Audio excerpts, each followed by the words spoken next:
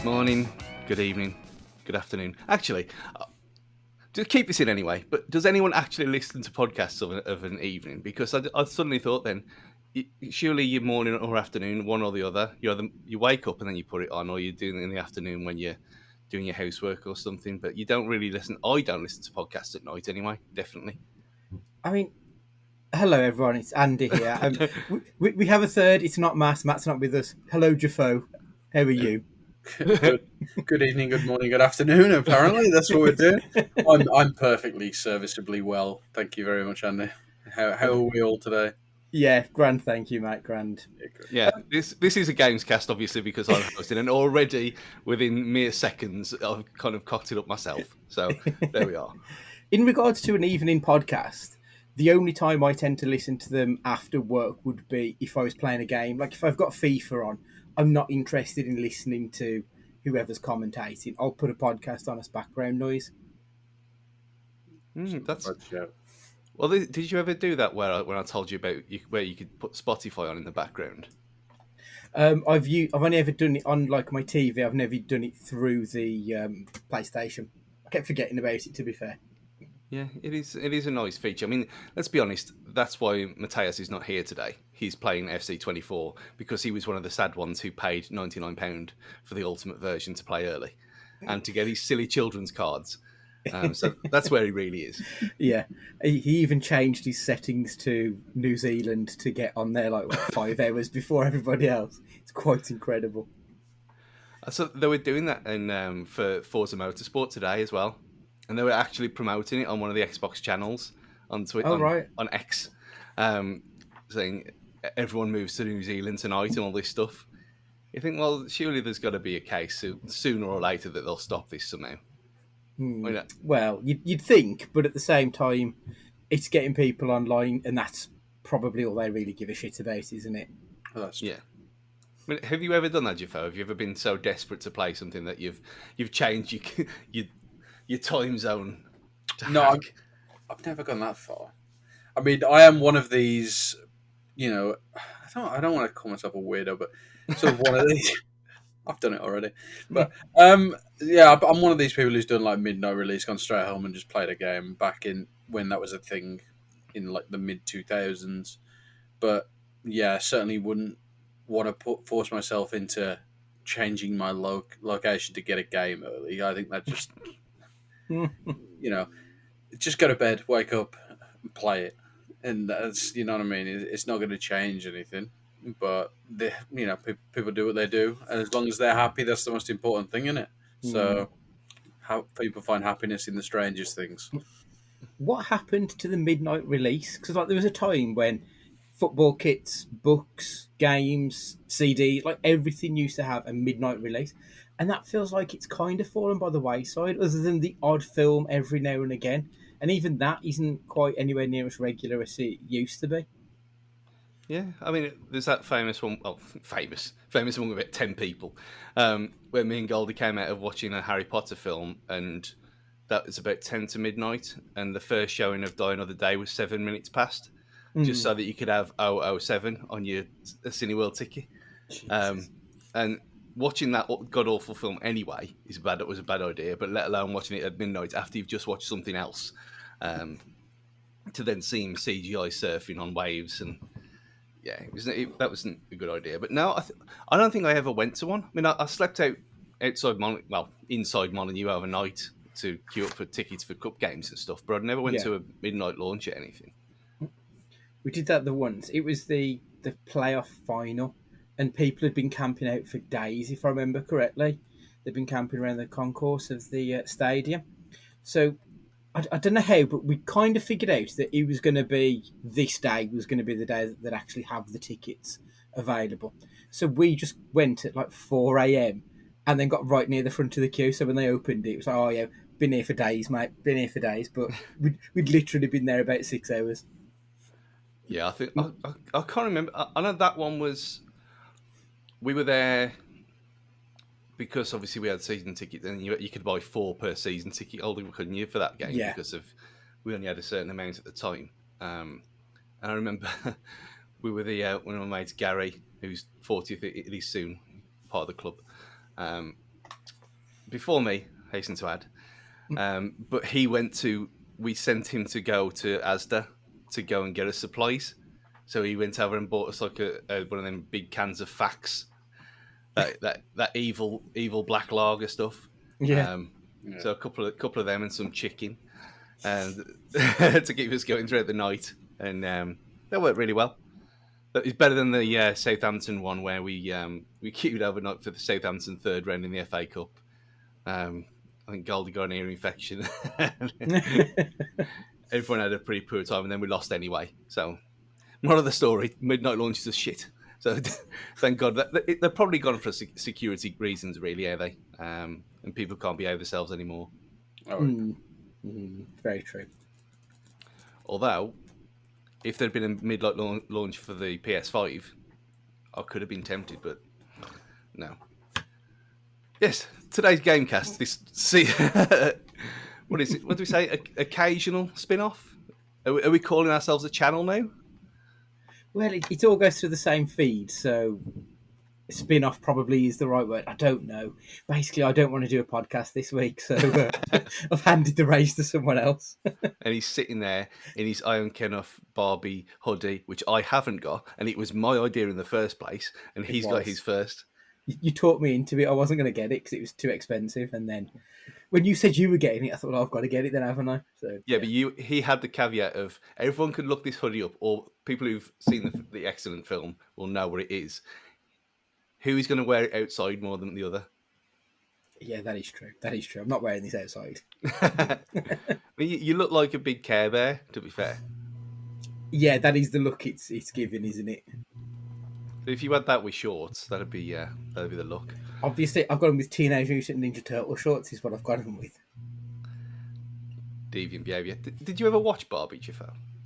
you know what? I never got around to it, which is quite embarrassing actually, because of a lot of people who I'm friends with and the communities that I'm part of. It's a very important film, but no, I didn't. I didn't get around to it. To be fair, I'm one of these worst people. I just don't find the time to go to the cinema as much as I probably should.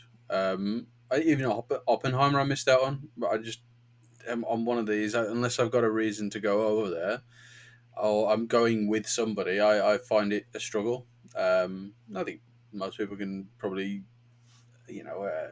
agree.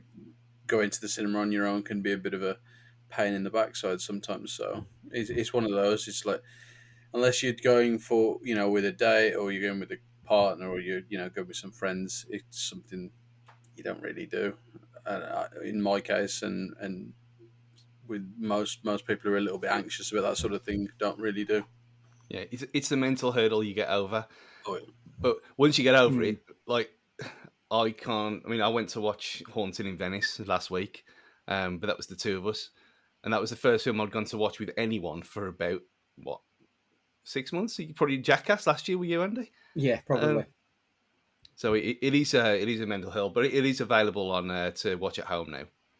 So anyone can watch it at home in pure comfort and enjoy themselves even more. So, what was the last cinema trip you had then, Jaffo? Oh my, that is some question. You know what? I actually probably don't even know at this point. Actually, no, tell a lie. It was Mugen Train for Demon Slayer. That is Okay. some niche shit. That's very niche. And it was in Japanese, so that's if we want to make it more niche. But yeah, Japanese with the English subtitles. Outstanding. He's out-handed you. He has, yeah. But talking about niche, this podcast, mainly the kind of object this week was, well, this month or this quarter, so you say, was handheld gaming. But with the news that Switch 2 looks like it's finally happening at last, at long last, after 2016 the first one came out. I'm still rocking my original. It's served me very well. I never had stick drift once, amazingly. Same here, yeah. Same on mine. Perfect. Launch models for life. So it seems. So I was sitting there thinking to myself in my little bubble when Andy thrust this upon me. Um, and handheld gaming in general, because we don't tend to talk about it yet, all, including Matt as well, and we've all got Switches. So I'll go back to you, Jeffo, since you are more gaming focused than Nick Cage focused. What was your well, actually, forget that. We'll go to what you're playing first. Why not? And is it any different to the last time you were on? To be fair, probably not. I mean, I am a creature of habit. I'm still playing Valorant, still playing Genshin. FC24 I'm playing a little bit of, and then sort of playing with Potter in a few other games as well. I'm just doing a second playthrough of Stray as well, which is a fantastic single player video game about cats living in an apocalyptic future. Would you say maybe? Yeah. Mhm. Well, let's say yes. Yeah, I've finished it as well, so let's say yes for now. yeah. But it's a very very good game and something that's sort of been refreshing because we haven't had something like that, and especially in sort of a IP that has been so fresh and new and totally different to anything else out there for a long time. And it was cute, adorable, eye opening, and heartwarming for me. Yeah, which is it's basically a game where you control a ginger cat and you interact with robots through meows. That felt like the first game of the new PlayStation Network era. Like when they changed the PlayStation Network to PlayStation Plus and had the whole games catalog. That felt like that was the game that really kicked it off. Oh, I don't feel like they followed it up all that well, if I'm honest, based on that one. They could do with like a decent sized game at least every 6 months. And I feel like we're a little bit wanting post Stray when it comes to the PlayStation Plus. Yeah, there's been nothing. I mean, I don't think they knew what they had with that game, because I know there'd been a lot of talk about it, and it is an indie, so it's Hmm. not. They didn't spend much money on it, and now it's obviously is it? Yeah, I think it is available on Xbox now. It's just not on Game Pass, weirdly enough. But if anything's worth 20, 25 quid, then that game is, because it is absolutely wonderful. And when they said that it was leaving extra, I thought, oh no, oh, I've got to go back and do something I never do, and go back and get all the collectibles, because I thought, well, I've played it once. It's one of them kind of, like Journey years ago, where I'm never going to go back and play again. But I did. I went back and tried to play it again and get everything, and obviously failed. Um, but yeah, it's wonderful. It's a wonderful experience. If anyone's not played it, Andy included. Oh, Um, I've played it. I've played it. I just never completed it. But yeah, it's like 6 hours long. I know. For whatever reason, I got into something else and never got to revisit it in time. I think it's probably one of them where something else came out within a month or a few weeks, because I know that's what happened to me first. I played it for 2 nights, and then something else came along straight away, a bit like what Matt had with Starfield. When Matt played Starfield, he hated Starfield, but he didn't want to put any kind of serious time or effort into anything else because of FC24 coming along. Mm. And like I said last week about that weird that weird gaming anxiety thing that I was going through. I hadn't done it, but we'll say that for a second. Andre,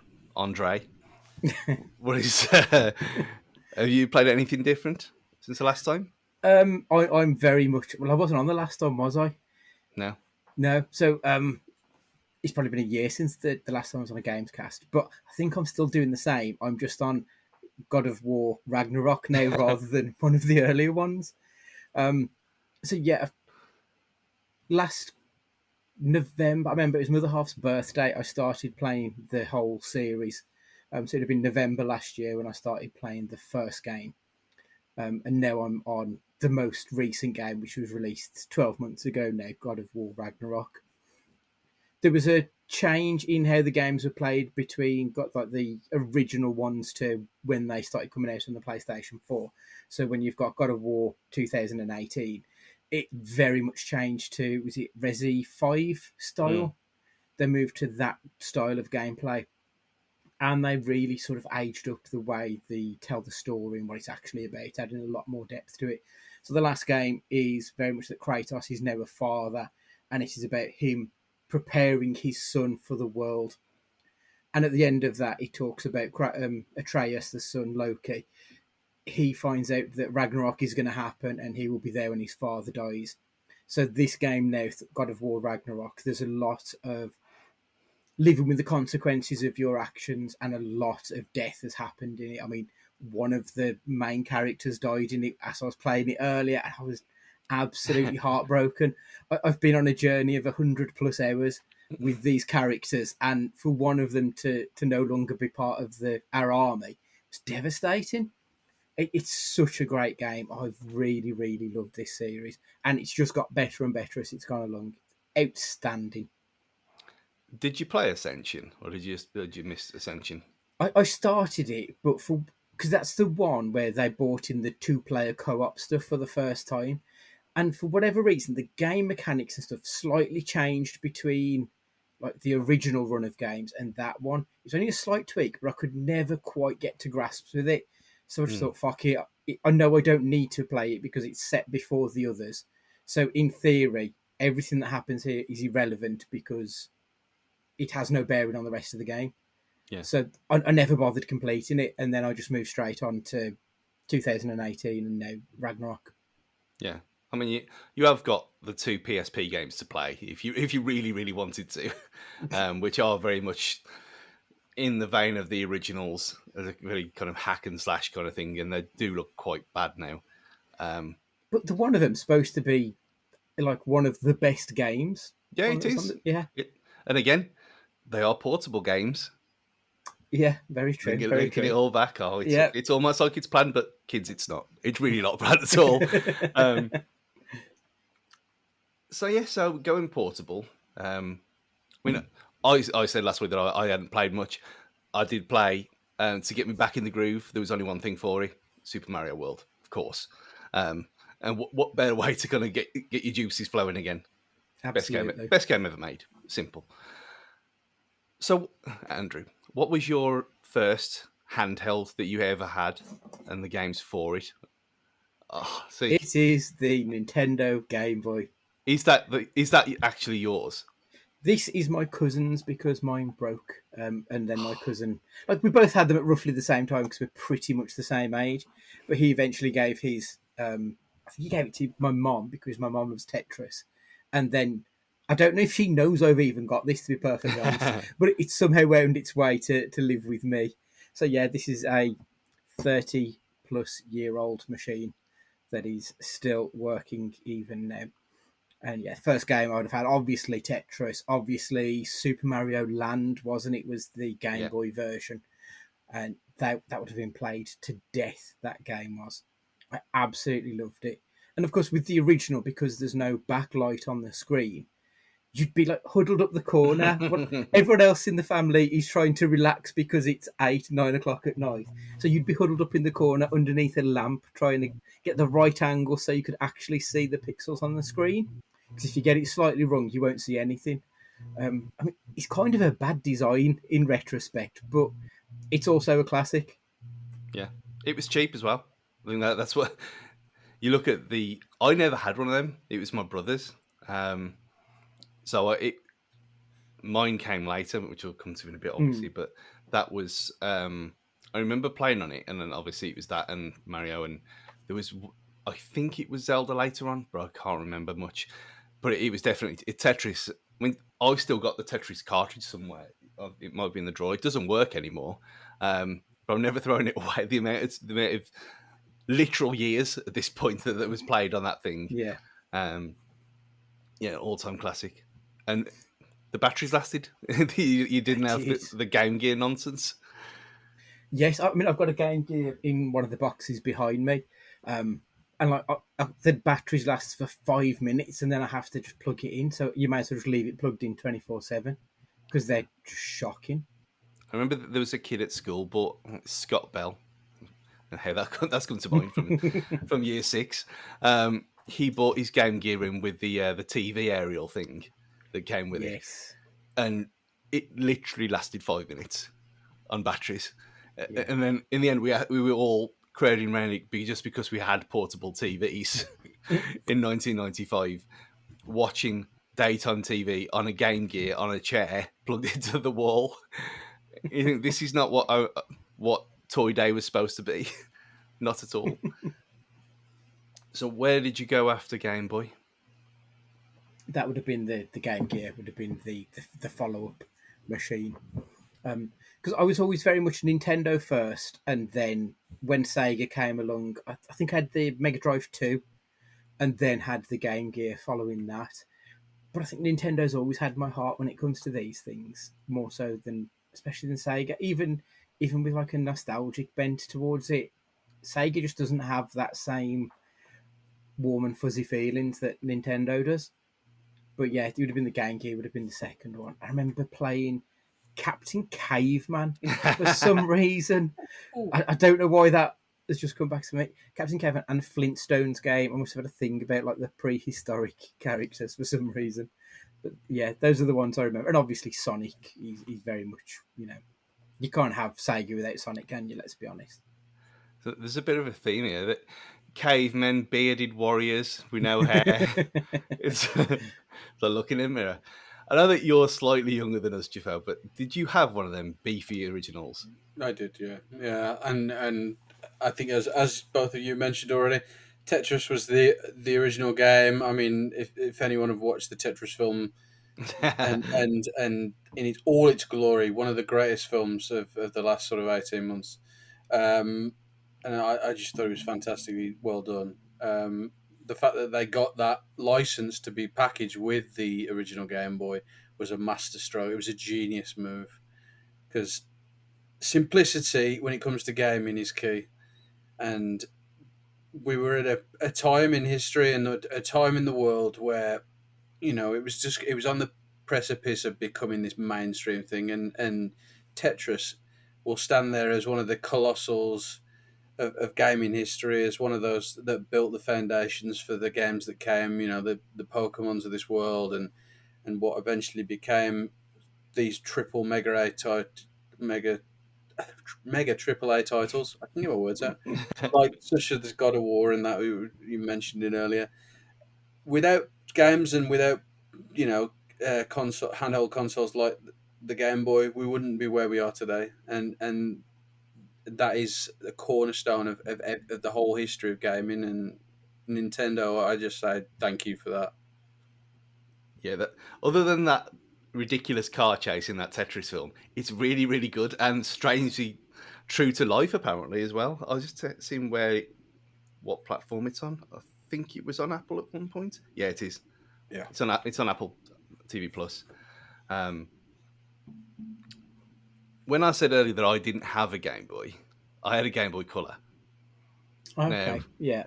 I had a green one, um, and my brother had the purple see-through one, um, and then my sister had a yellow. So obviously, Pokemon with a link cable was what we did because it was law. I don't know. You don't like Pokemon, Andy, for some reason. No, I don't know Pokemon. It means nothing to me. But it's the same thing.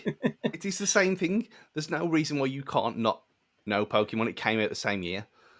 I've tried. I watched them a couple of years ago. Like, watched the first 6 episodes. It was fucking awful. I don't get it. I just don't get it. I very much missed the boat on it. Yeah, Did you play Advance? Oh, I suppose that's the next day. Game Boy Advance. Did you have a Game Boy Advance? Yeah, I've still got one of them as well. Both versions. No, because I had the one which was like the tablet looking one, and that broke. So I've got is it SP, the one that Yeah, the better one. clamshell? Yeah, that's the one I've got currently. And the reason I got that is because my Nintendo DS broke, and when I got my new DS, it didn't have the Game Boy slot in. So I had to get an old one so I could still play some of the Game Boy Advance games that I've got. Well, when I had it.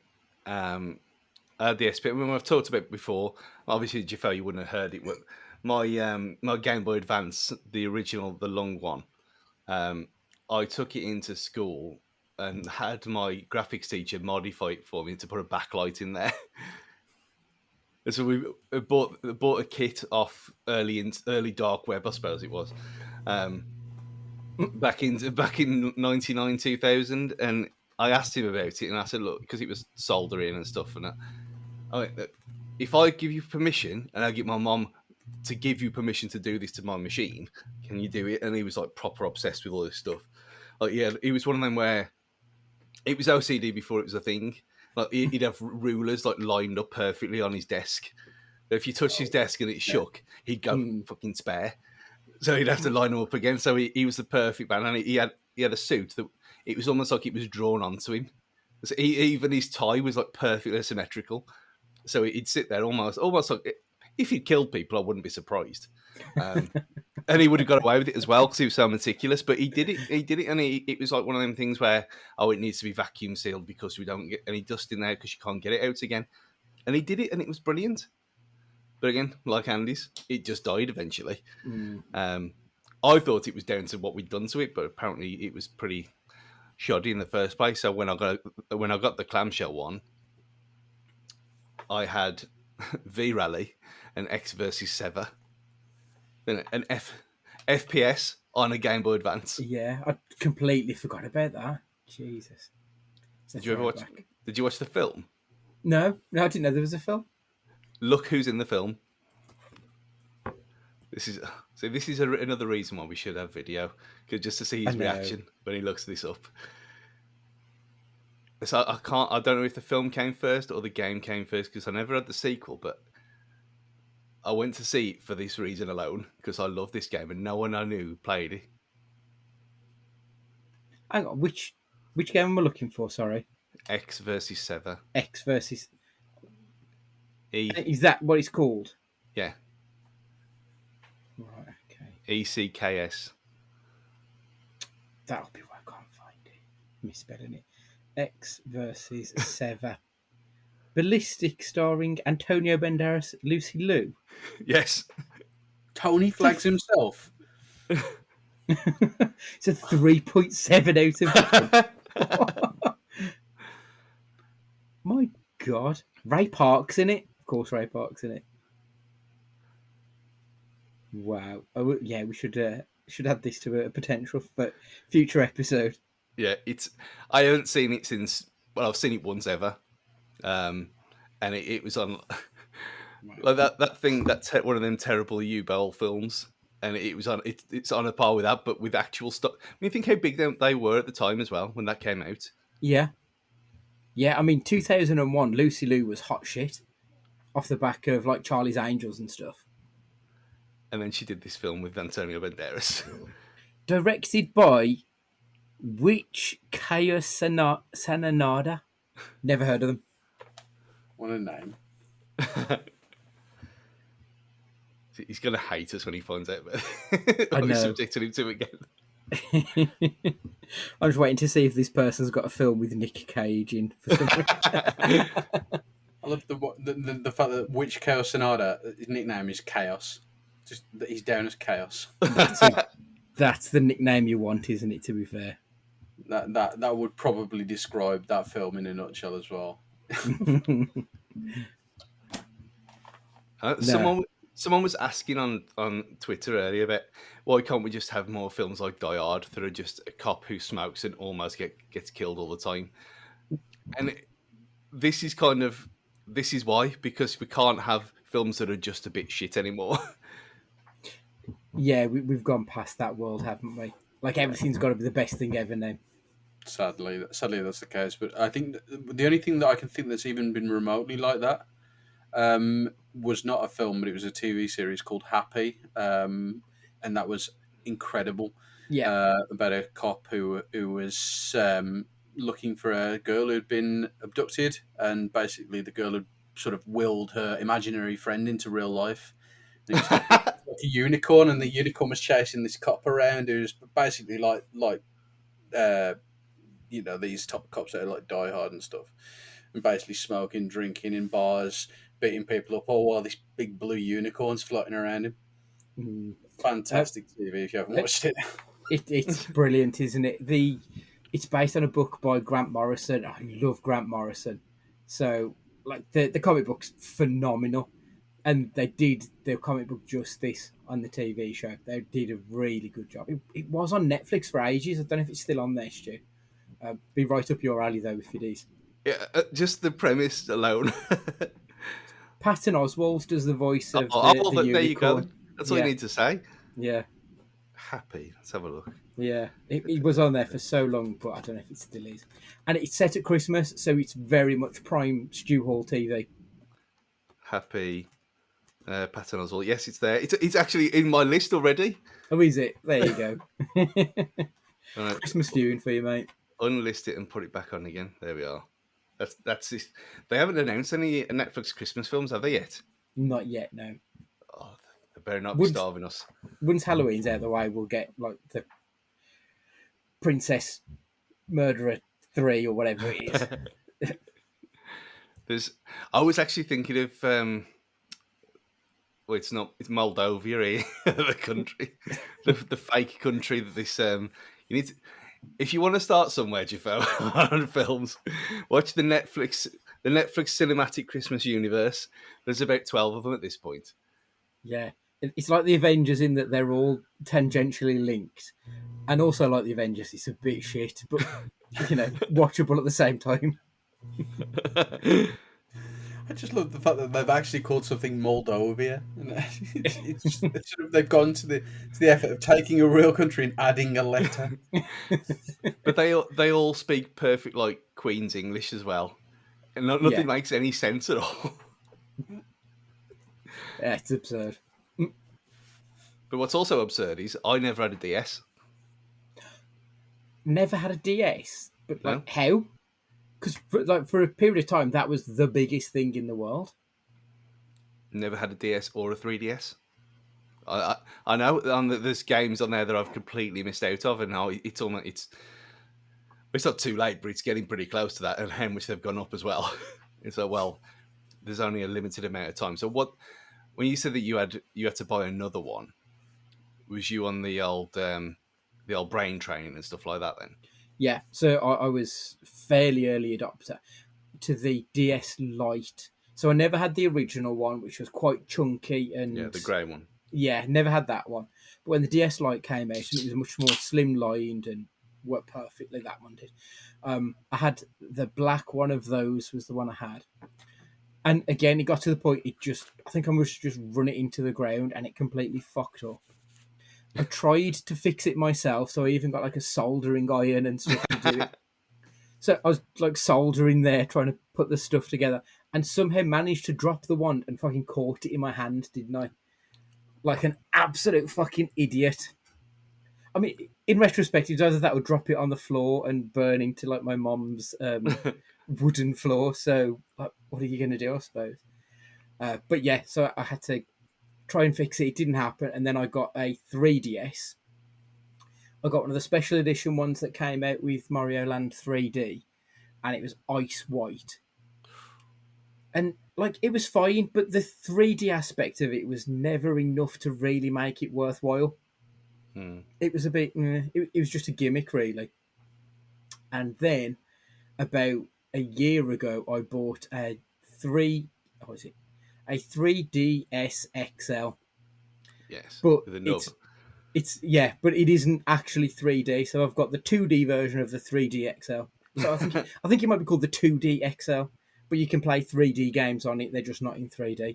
Yeah. So I bought one of those from a second-hand shop and then just modded the fuck out of it. So now I'm playing Nintendo, Super Nintendo, Sega's, Game Boys, Game Gear, PlayStation's got everything on there now, including some DS games, which probably shouldn't be on there. But you can mod. They're so easy to just jailbreak and turn that into a bit of a multimedia thing that you can just keep in your back pocket. So I've been playing like NHL 95. I've been playing quite a lot lately. It's great. Everyone played the NHL on 94 and 90. Well, 94 came back out again, didn't it, last year? 94 and 95, and then never played them again. I love the NFL games. NHL, sorry. I was going to say, everyone's played Madden at least once in their life. But Yes. them hockey games, everyone was obsessed with them. It's like rollerball. But you were looking in kind of bemusement then, Jafo. Was you a 3DS person? No, I kind of skipped the whole generation, to be honest, because of just being more obsessed with console games at the time. But you looking back at it, and it sort of was, as you say, a sort of a golden era of handheld games, and everything was there from the games that we mentioned through to. I love bringing up Pokemon, but yeah, some of the Pokemon games that were around at the time, very very good, and sort of the developments that they did, and taking it to almost that 3D, like that 2.5D uh, application in a handheld form was fantastic, really, and where they've got to now in that sort of evolutionary step of gaming was nice to see. It's just a shame that I never really got into it because if I was using a handheld at that point, I was still using a Game Boy Color, which says a lot. I really still could pick up to this day, go and pick up Pokemon Red or Pokemon Blue and play that. I still have that nostalgic feeling every time I hear the music play. I think this is the issue that he's never played Red or Blue. Mm. So if you played Red or Blue, I think obviously at the time it would have helped.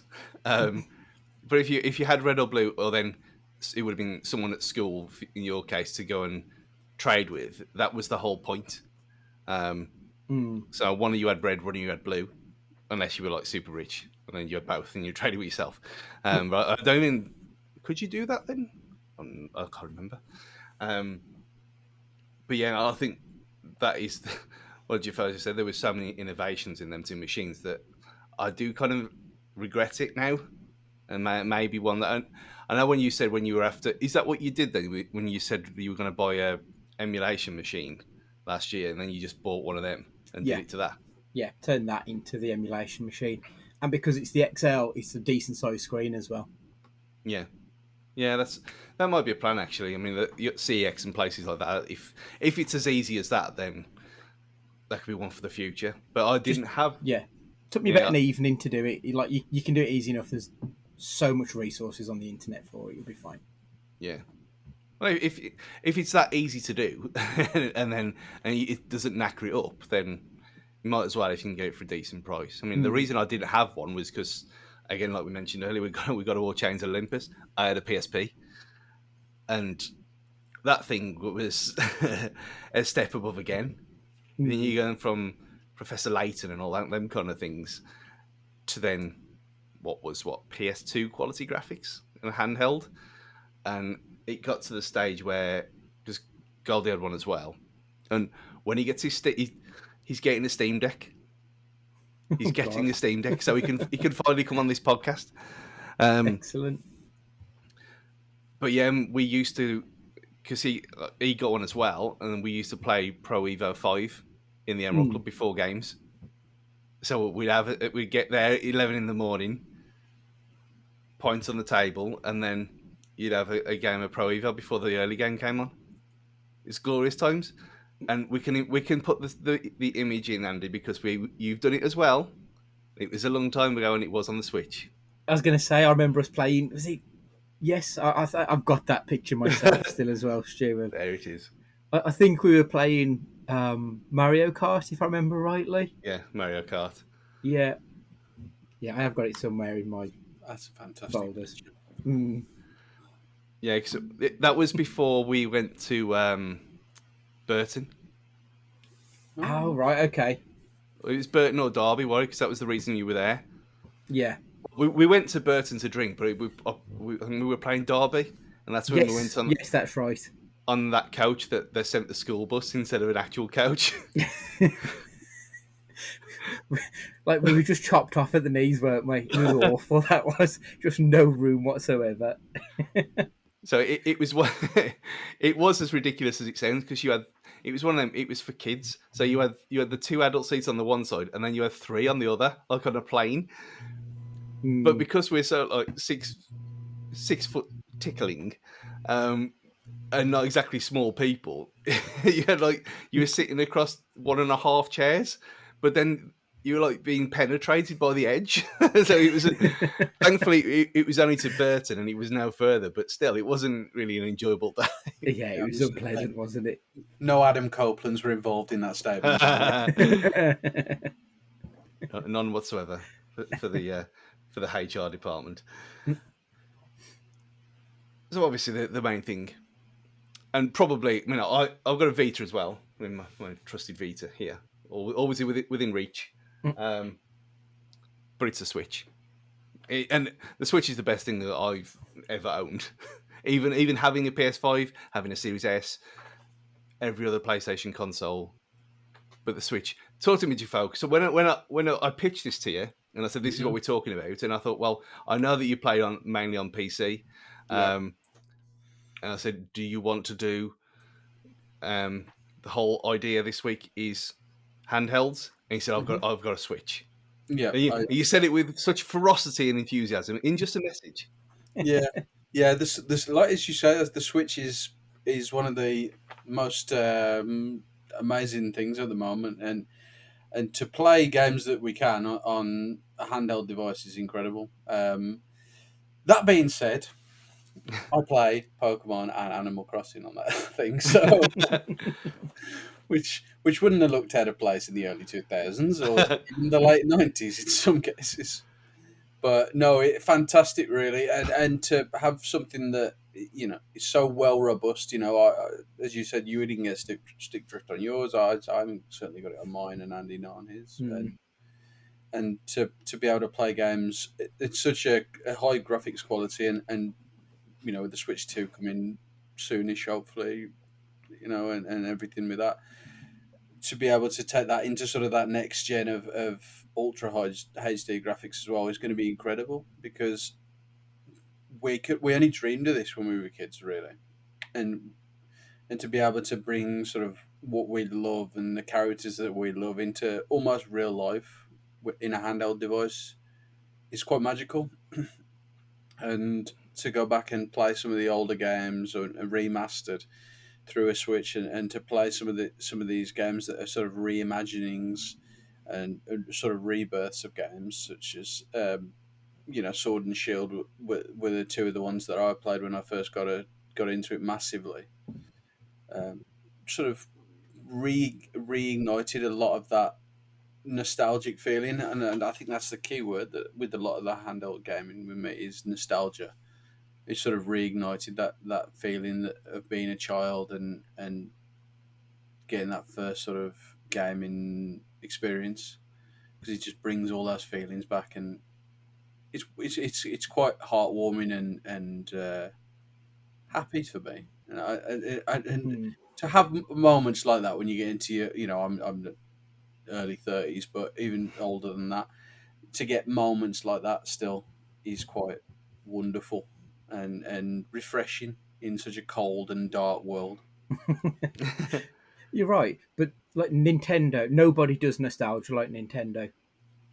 I think when it comes to like absolutely any kind of media, nostalgia is almost a dirty word in a lot of circles, especially in the film world. Over the last few years, it feels like it's a shortcut to an easy hit. But when it comes to gaming, there's something about what Nintendo brings that just makes it so much more than what it was. Like they seem to be able to add such a layer of depth to their nostalgia that no one else has achieved, and it's an incredible achievement what they've done. As you've both said with the Switch, it's a technological marvel when you think about it. To have a machine like a console that you can literally play over the park with your mates if you want to, and then come home and plug it in and play it on your massive screen TV. I mean, that's living in the year 2000 kind of futuristic nonsense, isn't it? That it's incredible. This is what Jarvis Cocker should have sang about. He should have, yeah, that's right. I mean, I've told the tale before of how I took mine into when when my youngest was born, and obviously I couldn't do anything, could I? I couldn't breastfeed him, so I was. You could try. Yeah, I mean, once you've tried it from the source, you're never the same again. It's not nice stuff, man. But it's got its uses. But see, yeah, sorry, Tara. See, we didn't talk about piss today. Although this is why my Game Boy SP is no longer with us, because the cat pissed on it and it was broken forever. Because Yeah. you couldn't, you don't get it out of plastic, do you? You can never get rid of that smell. So No. it's a waste. It's a waste of time. So there's your weekly urination talk. But yeah, the Switch. I mean, playing Mario Kart in hospital was just superb. Um, and again, I asked her if she wanted to play, and she didn't want to play. So She was a bit busy, to be fair, Stu. yeah, so I just propped it up on the meal table and just played with myself in hospital. What more can you what more can you ask?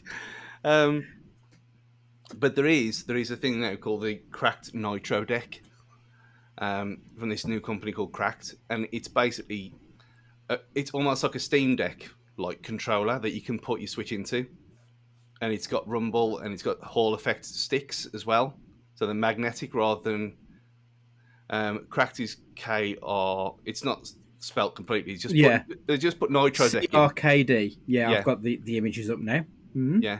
There was they teased it on the IGN stage on the Summer Game Fest thing, and you can buy it in Argos now, £60. Wow. So it looks. I mean, I've got one similar to it, but that looks way more impressive than the cheap Chinese thing that I imported. um, It's got that beautiful sort of GameCube like purple as well, which is Yes. yeah, again coming It's the back. one to I'm looking at. Yeah. You can't quite see it on the image I'm showing. That looks lovely, that does. yeah, and for £60, I mean, you're looking at something that for a seven-year-old machine that's going to be obsolete in a year's time or whatever. I'm getting that for Christmas. I'll play the shit out of it again. So, I mean, I was playing on something the other day. I mentioned it years ago. It's called 1979 Revolution Black Friday. And it's basically the year is 1978. The place is Tehran, Iran. You are a striving photojournalist after studying abroad returns home to find his people in a bloodied uprising against the ruling king, the Tsar. So it's like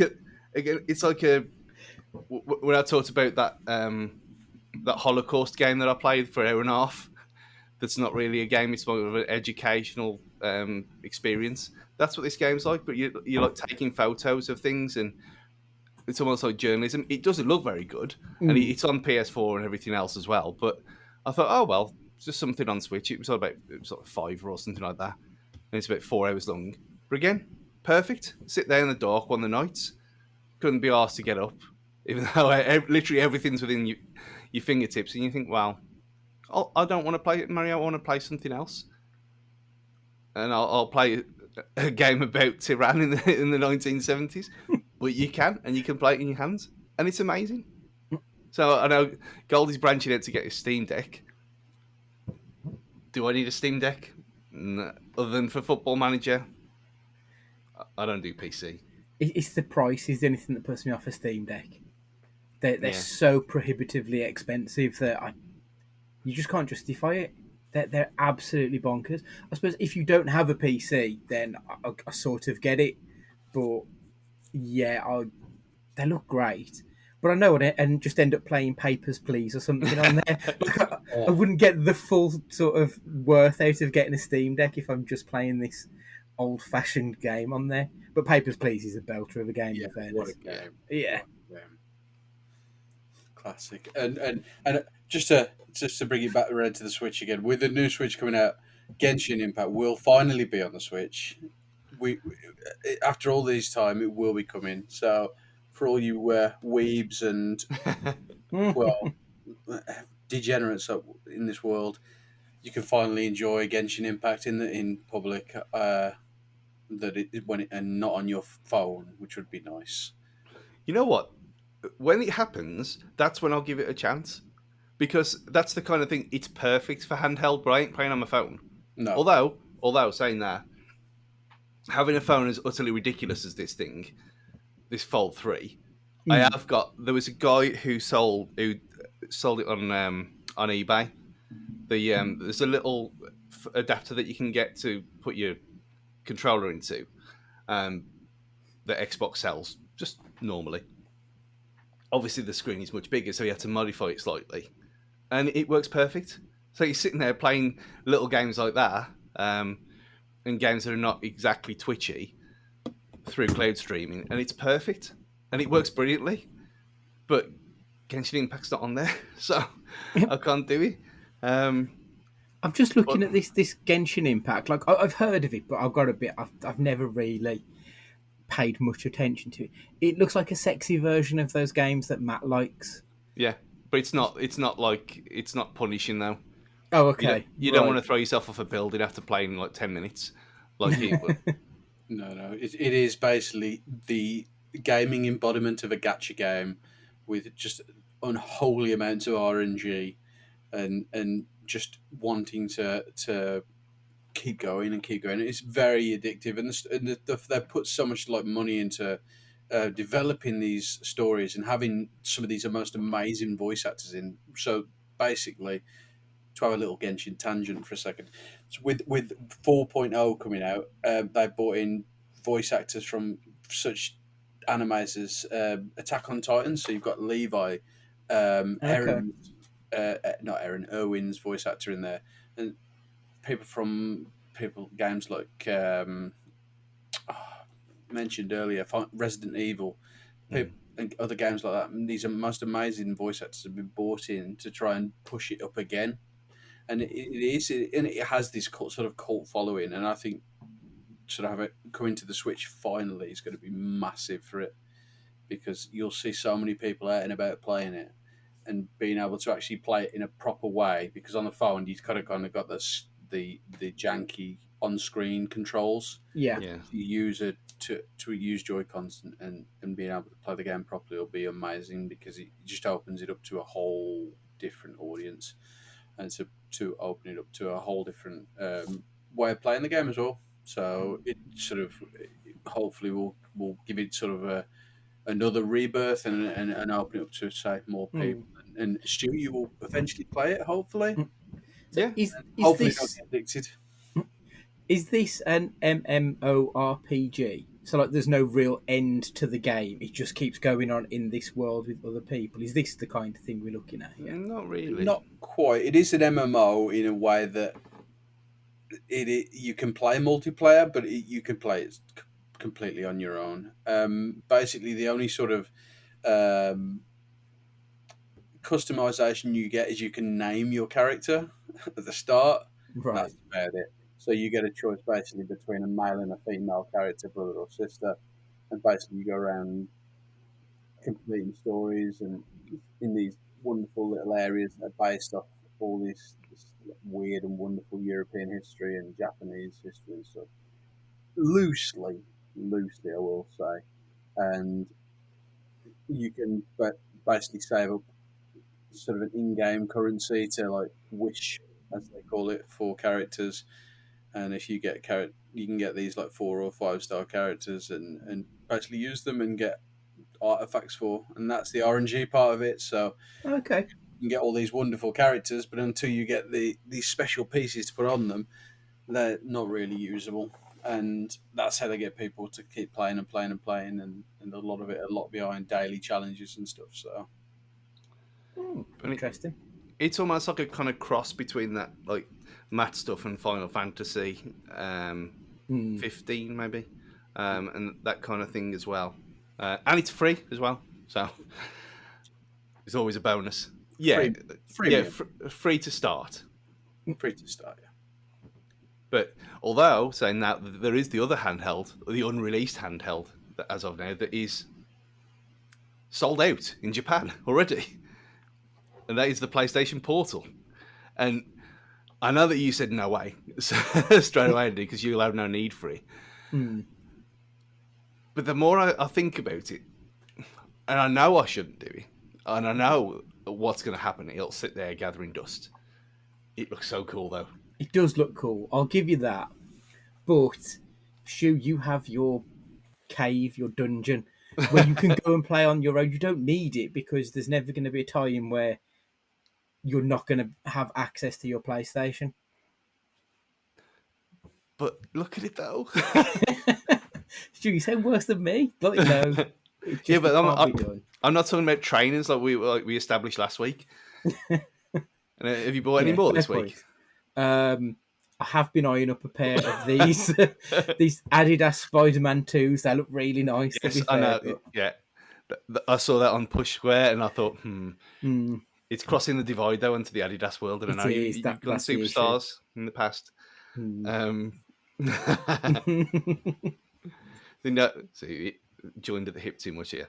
Um, the point with it, I was gonna trying to justify it to myself was, well, if I'm sitting not in here and I'm sitting in there, and Corey's sitting there playing on his tablet, or say like watching NFL on a Sunday. And I Mhm. know we do this most of the Sundays now anyway, so it's on in the background. But games that I don't particularly care about, like tonight, Marseille Brighton, I wasn't really bothered. I just wanted to see the start. Yeah. It turns out it ended a pretty entertaining game by the looks of it. But for something like that, it would have been perfect to just have in my hand and play something like Genshin Impact and have it on in the background. That would have been perfect on a PlayStation Portal. So there would be there would be a use case for it, but the fact that it is a streaming only thing, Mm. it can never leave the house. Well, not really. There'd be no point to it. Hmm.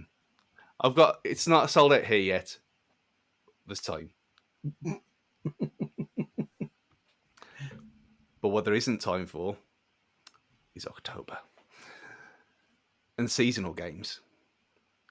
Now, I know we've said this before, especially with films, that we don't care about watching horror films in just the month of the devil season, Andrew. Mhm. Um, does this count for games though? Because I can't play. Generally, I can't play dark, scary-ish games any time of year where there's a bit of light outside or there's a bit of light coming through the door. It has to be pitch black, and so therefore, playing them in October, November is the perfect time of year to play them. Is there a case? Are we being hypocrites here? Am I going against my own advice, or is it justified? I mean, this is going to make me sound bad. Like, you know how we keep taking the piss out of Matt for being a pussy when it comes to horror? Like, I can't play horror games. They fuck me up. I'm really bad with them. I don't know what it is. I can happily sit and watch the most depraved shit imaginable on film and not bat an eyelid, but just have something jump out at me on a game and I lose it. Like, my heart just pounds out of my chest. I can't play those games. I do have a seasonal sort of rota, whereas I tend to find spring and summer months is more racing games, sporty games in general, and then like your autumn, winter months tend to be more storyline driven. But I'm not one for like, I don't have Christmas games, I don't have Halloween games. I just avoid horror, generally speaking, because I'm a big wuss when it comes to horror games for some reason. So you're scared of horror games. He's scared of horror films. Yeah, that's it. Yeah. I know this is all. We need to find a way to do it to put you in VR and put you in play the Resident Ooh, Evil kitchen demo. I've got it. It's there. that would It's be there. nice. That would be interesting to see, actually. We could stream it for everyone's That's enjoyment. it. Let's get on Twitch. You just have me sobbing in the corner.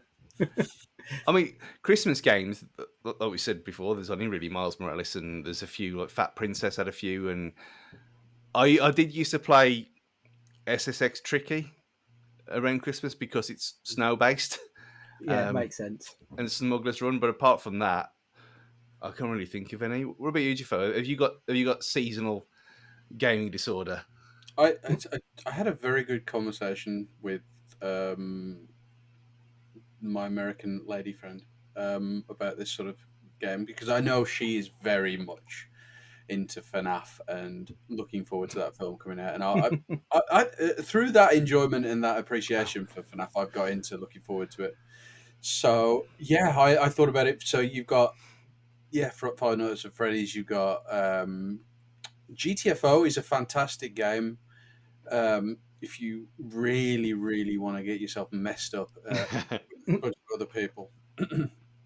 And the other one, obviously, Dead by Daylight is probably the most famous sort of game that is out there at the moment that involves a lot of these horror characters. You know, that lots of Freddy Krueger, Pyramid Head are on there. You know, I'm sure everyone's played the game.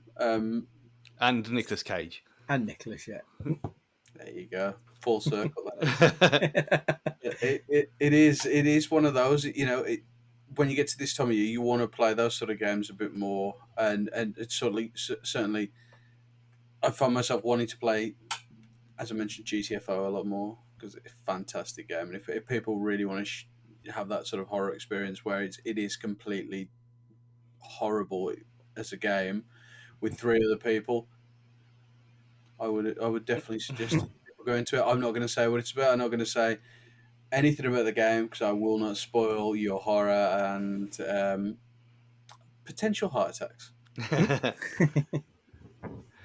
The only time that's happened to me was when I played that PT demo on PS4, which my PS4 still has. Thankfully, I swapped the hard drive out and kept it because obviously it's delisted and you can't get it anymore. The first time one of the incidents happened, it was like a proper like being in a fridge kind of cold snap across my body. I thought, yes, this is great stuff. But that and Outlast. Another fantastic game, just pure horror, and sort of anything that sort of comes from that sort of Japanese style of doing things. It's the Silent Hill type of games. Suspense when it comes to anything like that, whether it be films, whether it be games, just that not seeing anything until the perfect timing is fantastic, and building it up through sounds, through the environment, and to have every sort of little bit of your psyche played on up until that last moment when something appears and you just have that, and everyone done it, that outward noise of that scream, that high pitched scream that we all the gasp, or the fuck, sort of feeling where you have that heart rate and you feel like you've just done 10 rounds in the gym. It's all worth it, and it's an art form. It really is. It's truly thankful that we have that to offset against a lot of what is a poor style of horror in my eyes that comes out of America, where it's just can be gore for gore's sake. Sometimes it works, but I love suspense, and that's where I find a lot of my enjoyment. Yeah, Outlast, and just go and watch reaction videos to Outlast on YouTube of people playing it. It's Right. basically it's first person. Is it an asylum? The first one, the mental asylum. You're walking around a mental asylum with a torch in first Okay. person I mean, that sounds absolutely horrific. with Yeah. with headphones in surround as well. Okay. I just had you're talking about VR as well. I just thought Phasmophobia I haven't played it yet. in VR. Andy would love that. You got all these specters and ghosts and stuff. You're trying to basically, you know about Phasmophobia, Andy?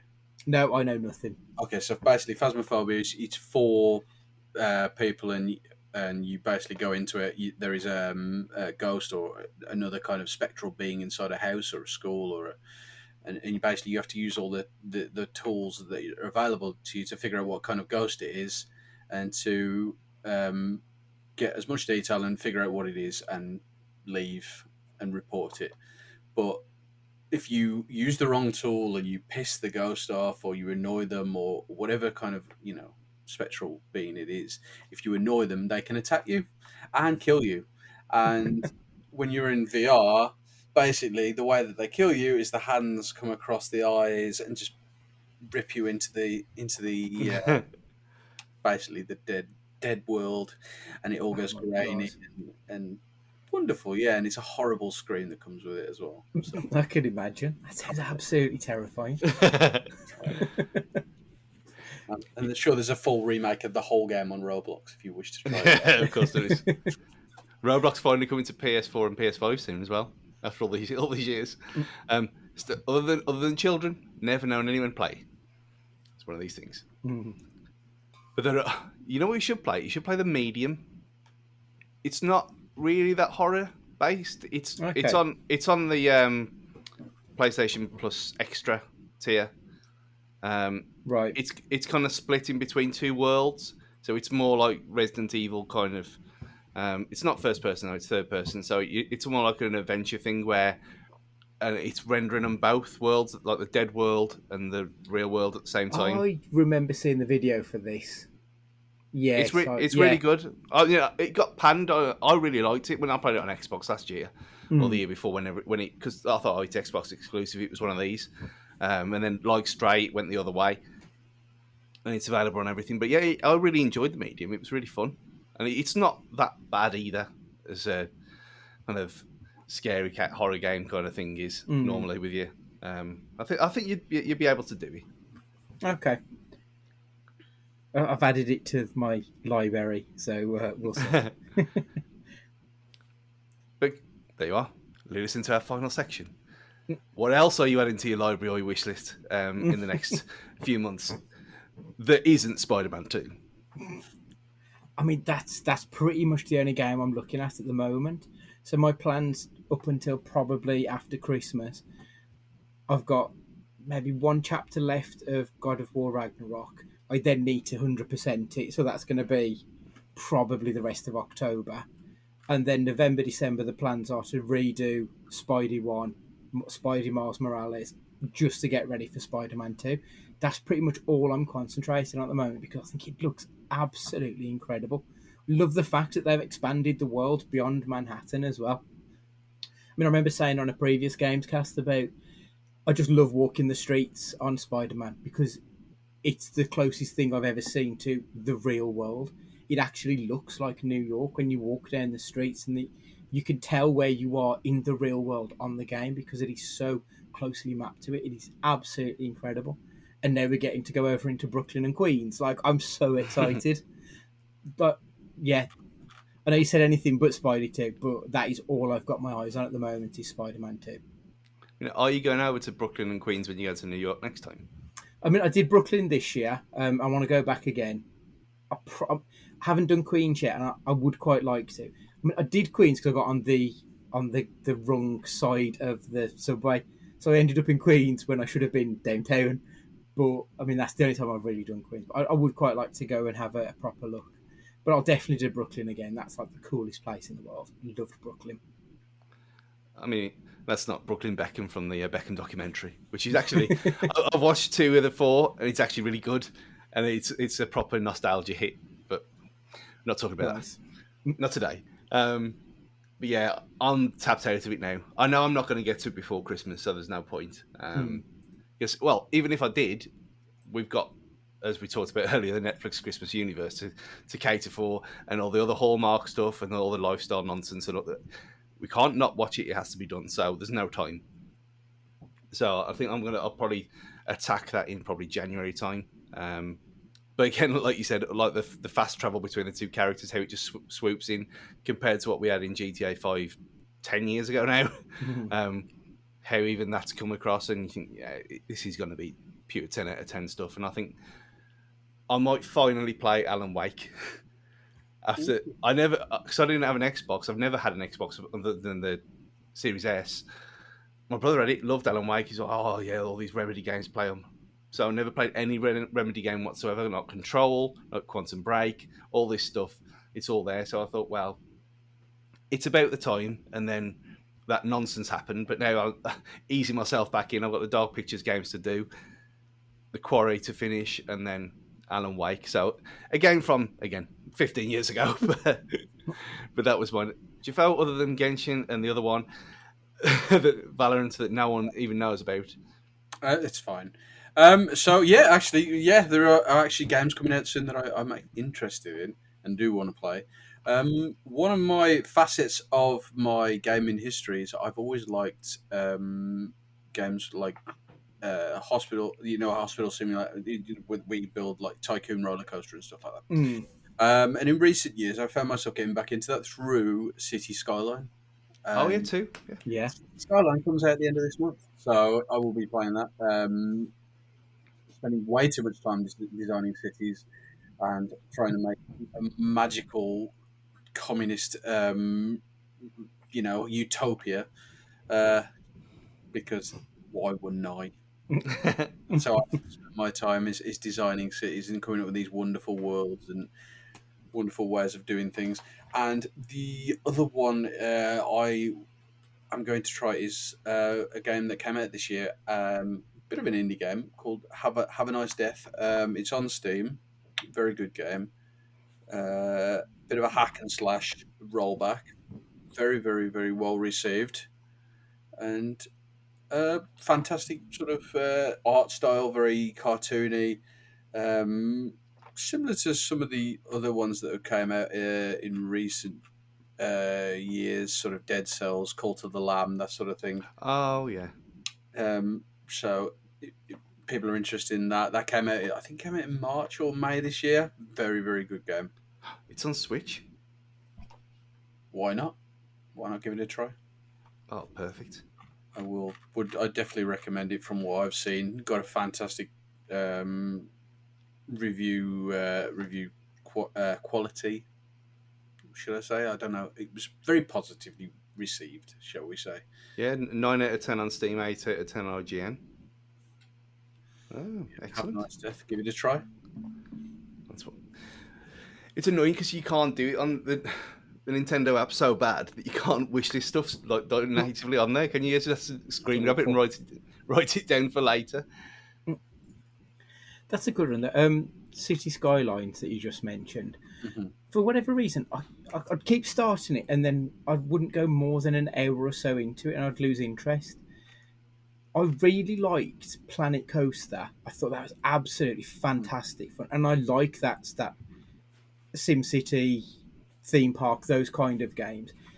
Any tips on how to just get over the hurdle with City Skylines and actually get into it? Because I'm missing something. I don't know what it is.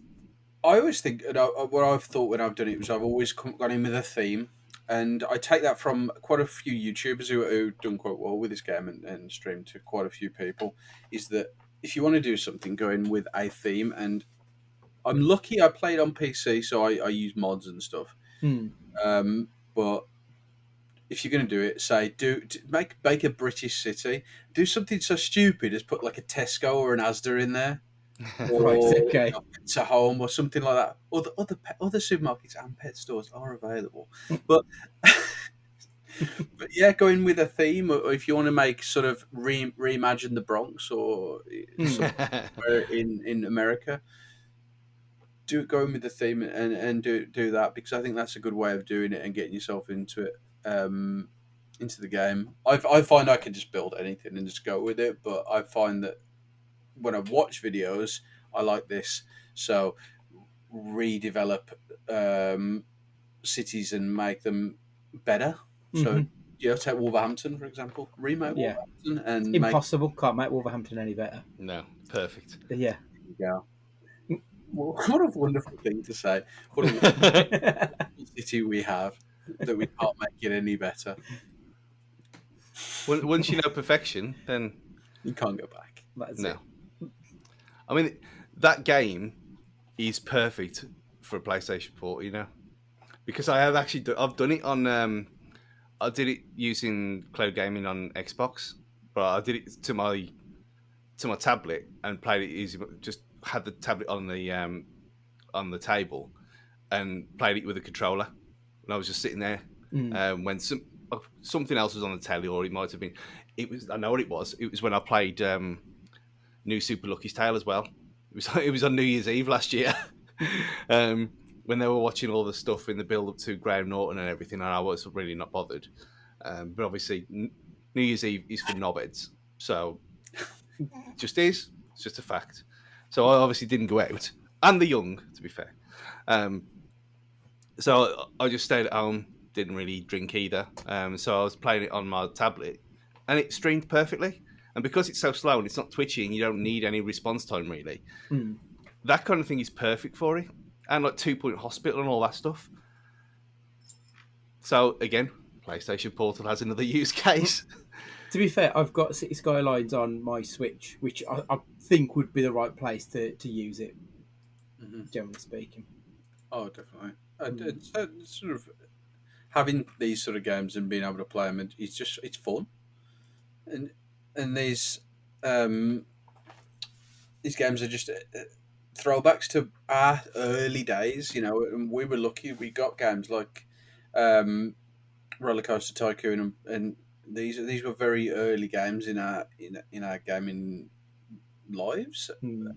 and it is that sort of nostalgic feeling reimagined and brought to a whole new world, and being able to play that and do it at the sort of level that we can now is fun. And I was sort of thinking about getting back into the Sid Meier's sort of games with civilization, because I used to find those a lot of fun, and I find myself looking back at a lot of games like Command and Conquer as well, remembering how big they used to be, like Red Alert and things like that, and the sort of people who used to be involved in them. You know, Tim Curry doing a lot of the voice acting for those games. They were massive, and Mm. those style of games just ain't that popular anymore. But they hold a very happy place in my heart, and I wish that they'd be able to do more and more with them, and give us more options in that sort of genre. There is an Xbox One like Civilization coming out very soon, actually, brand new. Because I think Civ 4, I know Age of Empires 4 is on Xbox because Missy plays it all the time. Mm. Because again, she's of that era. Um, she loved that stuff. But what is it called? Um, Civ And Style Xbox. and the other one I probably will try before the end of the year is Baldur's Gate 3. Uh, Fantastic sort of game. I like anything within that sort of type of game, that sort of genre. Um, Brilliant. The only one I haven't touched, which I probably should have touched this year, is Diablo. But the way that that's been received, I'm kind of glad I didn't. To be honest, I've been waiting that long for a new Diablo game, and they fucked it up. In all honesty, they really fucked it up. Just putting it into such a way that it's been focused on being multiplayer, or been focused on having sort of season passes and things like that, Mm. and just the game has just not been received very well. And Diablo 3, fantastic game. Diablo 2, even better. These sort of games have just been sort of destroyed by corporations just wanting to make money off it, and Yeah. instead of just letting it run. And to be fair, if they'd have created a game that you sort of you pay once for, and you create sort of an iconic game with that, there's more money to be made out of merchandise Yeah. and selling Hmm. stuff that isn't within the game than there is to do within it. To be honest, and it would have been a breath of fresh air if they would have kept Diablo in the way that it used to be. But no, they chasing money. And Baldur's Gate 3 is a good shout, though. I mean, people are talking about that as game of the year. Oh yeah, And that kind of thing I haven't played for a long, long time. And Mm. I don't think I could play it on console. I'd have to play it on PC, but I don't think my Surface 7 will run it, which is annoying. no, So I kind of stuck between the two. Like, do I try and play, wait to see if you can use mouse and keyboard support on Xbox, which I know you can, but I don't, it's for certain games. Or, but is that with the S? It's all up in the air. It's annoying because whenever you get games like this that normally I don't play at all, um, but everyone who plays and raves about it, I'll at least give it a chance. But I think playing it with a controller would be weird. Mm. yeah, yeah. It's like you wouldn't play sort of. I know Age of Exile is one that's available on console, and you just or yeah, there's another game I can't think of at the moment, but sort of these games where they've done well on PC, they don't transpose very well, and sort of Diablo is probably one of those as well. Diablo on console doesn't transpose as well as it should, because you've got that hotbar like World of Warcraft. You've got all these hotbars, all these different skills and different abilities. You just don't have enough buttons on a controller Hmm. to play a game like that, and that's the sad part, really, that you can't really transpose it and get the same experience. You can try, but it doesn't work the same way. So Mm. playing Football Manager on console, it's just It's Yeah, awful. it Yeah. doesn't work. Sometimes you need a mouse, and point and click adventures are fantastic. Mm. The points and click. That's a whole different tangent. You don't. Yeah, we can't talking about Guybrush Threepwood and all that stuff now. We ain't got Not from time. Monkey Island either. No. Excellent. You know what? When the Monkey Island, there was a Monkey Island expansion for Sea of Thieves came out, Mm-hmm. and I was talking to someone at work about it, and they were like, "Oh, they play Sea of Thieves all the time." And oh yeah, I don't know what this. It's like a fake Pirates of the Caribbean. I went, no, it's not. And they had no idea. They'd never heard of Monkey Island before. Wow. This is what we were up against. It truly is, and people they don't know. They don't know. And I've been having moments where I've been remembering stuff from years ago recently. Mm. It's been weird for me like that over the last couple of weeks. But yeah, just that's brought back a bit of a lot of memory for me. I remember playing, and I'm a big Terry Pratchett fan myself. But there was Terry Pratchett Discworld game, Yeah. and sort of a detective-based point-and-click adventure. I'm sure if I went back now, it'd look fucking dreadful. But God, did I enjoy that, and sort of that these little sort of indie games, and remembering things like that, and they filled a void in our lives, and sort of I think I still have it, so I might give it a try again. If not, I might have to emulate it because I don't think it's going to work on Windows 10. Mm. Hopefully I'll find it somewhere to play it, or hopefully somebody's remastered it. Yeah, I was thinking that the other day because I traded some stuff in at CEX the other day, Mm-hmm. and I was digging through some of the old crap, and I thought, well, do I need this? And I found the old X-Files game that was on the PC, and it was basically just like video clips that were strung together and point and clicky kind of stuff. And I thought, fuck, I'd love to play this, but I don't have a disk drive on my laptop, and I'm pretty certain that whatever you needed back then was like 3 meg to fill it. It's so like computers are so big now that I bet this wouldn't even work on it. I bet it's too old to even work. So I'd need to buy like a laptop from 20 odd years ago to get it to run. I don't know whether you can see that. That's the game that I'm talking about. It's called Discworld Noir. Yeah, Yes. yeah, yeah. Yes, I remember Fantastic that. game. Yeah. But that X Files game was it was one of the original. With the box was like an A4 bit of paper. I've got it here. So Yeah. this is the one, Yeah. and it would come. I mean, this is not good for an audio format, but like you'd get slip discs with each individual disc. There were 7 discs, no, 7 discs to the game. It was outstanding, and like I really, really want to play it, but like I know it's never going to happen because I'm never going to get a machine that will be able to run this kind of a game again.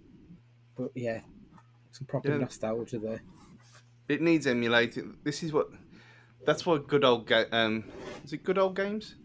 There's a website that does kind of emulate stuff from the past, and Okay. that's why it's important because we need things like this. Saving because again you can't play it anymore, and it's a shame because I remember really loving that game, and there was a thing. Because it was one of them when you had to write it down, all the clues down on a bit of paper at the side of the computer, didn't you? Yeah.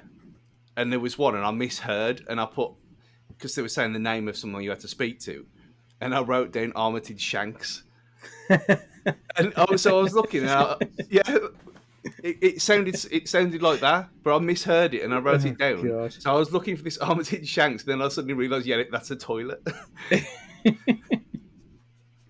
Wow.